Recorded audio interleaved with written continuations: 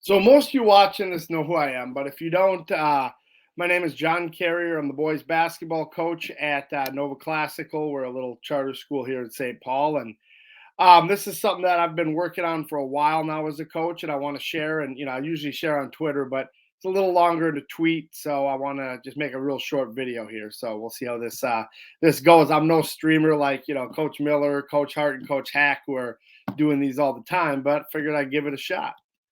So, as coaches, what do we really want? Well, we want to have self control, right? We don't want power struggles, arguments, confrontations, and poor behavior on our part. We want positive relationships with our players. And I'd say most coaches want to lead in a positive way that lifts our players up, right? I mean, hey, we all got to, we all got to be, disciplined sometimes, but in general, we want that positive leadership. So, but the reality is this: we're dealing with people, sometimes adolescents, which can be frustrating, and we often resort to power struggle, leading by anger and fear and punishment because we can get things done. But the problem becomes it's good in the short term, but then I think as coaches we feel a little unfulfilled when we have to constantly do that, and I don't think it's a long term fix, and I don't think most coaches think it is either. And it's hard to maintain your composure and when things aren't going the way that you want them to. I probably should apologize to some of my early Sibley teams because I wasn't my best self when it wasn't going the way that I'd hoped it was going. And so again, from that I've really tried to grow in my my coaching superpowers here. So which we're going to get into in a second. So what we do is we're gonna talk about a couple of strategies out of this book, Positive Intelligence, which is a fantastic book. Pick it up. It goes a lot deeper into a lot of different things, and I'm going to give you the real brief cliff notes here. But using these strategies allows us to unleash our two coaching superpowers, which are self-control and curiosity. So I want to do two real quick clips to kind of illustrate this. And the manager went to get him, and something was said by Littell, and then when Gabe came back into the dugout, he said, "All right, young man, we got to have a chat."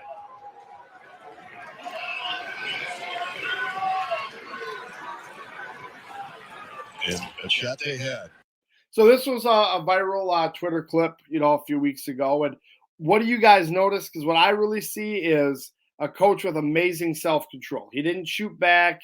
He didn't embarrass him in public. There was no big blowout, and that could have gotten ugly if he would have, said something back and all of a sudden now they're going at it. And what I loved was, he kept his composure. He controlled his emotions, got the job done. Then he and the player went somewhere private, and I'm sure he got his message across then. But he did it in a way where he had self-control the whole time. One other viral clip I want to watch real quick and talk about is that second coaching superpower, being curious. Guys have underestimated me my entire life, and for years I never understood why. It used to really bother me. But then one day I was driving my little boy to school, and I saw this quote by Walt Whitman. It was painted on the wall there. It said, "Be curious, not judgmental." I like that.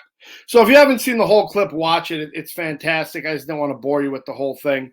But the idea is, be curious, not judgmental. And what does that have to do with coaching? I think, a lot of successful coaches operate from being curious. And I think that as a teacher and a coach, boy, making that switch, a number of years ago now, was really big for me. And again, like with all of this stuff, this is it's a practice. I'm not perfect at it, but it's something that I try to improve at and get better every day.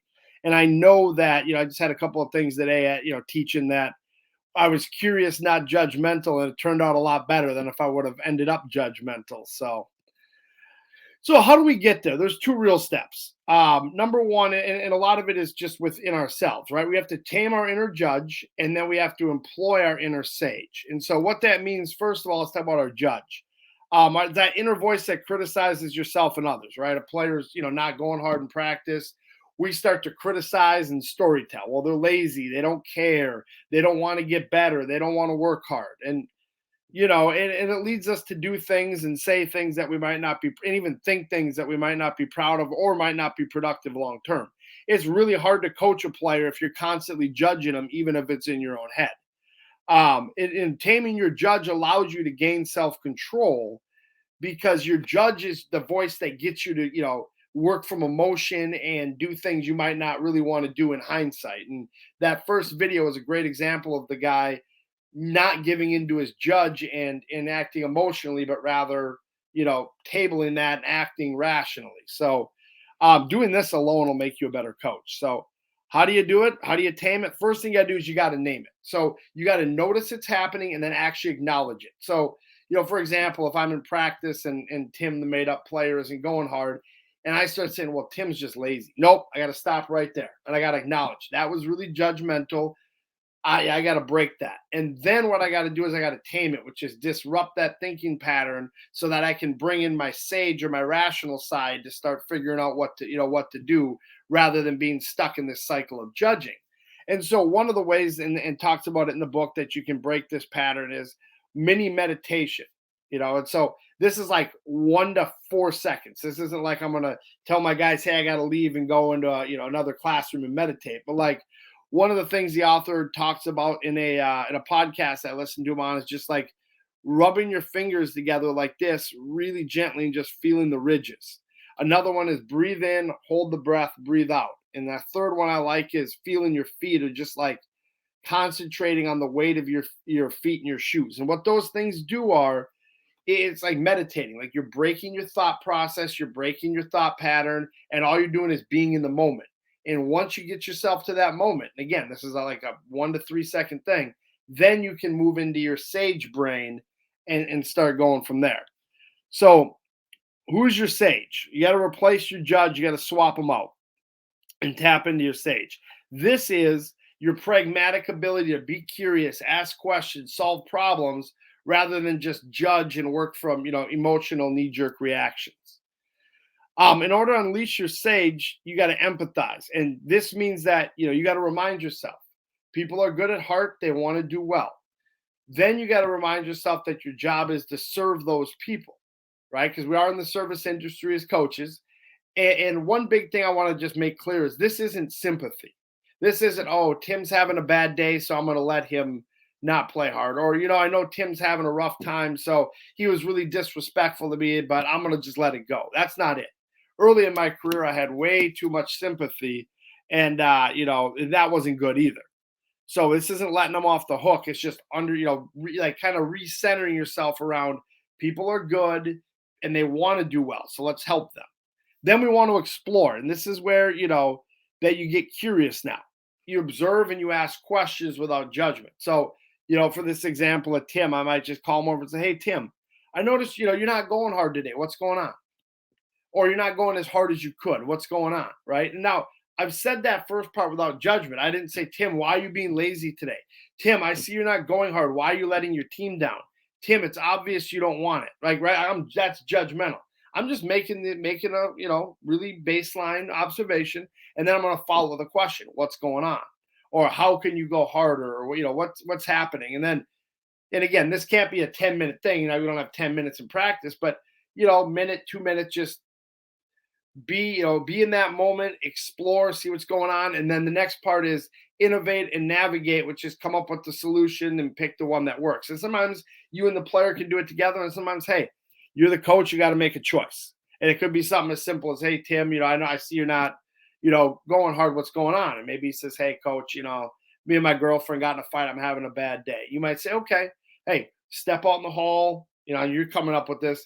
Take 2 minutes, breathe, and then come back and get ready to go, right? And then if it doesn't change, then you can go into some other things. But I'm not going to get into all the options because y'all are smart enough to come up with your own. So, but if you do that process of you shut your judge down and then you unleash your sage, it's going to help you have self-control, and it's going to help you be curious and come up with some solutions where, being judgmental isn't going to allow you to get to that spot.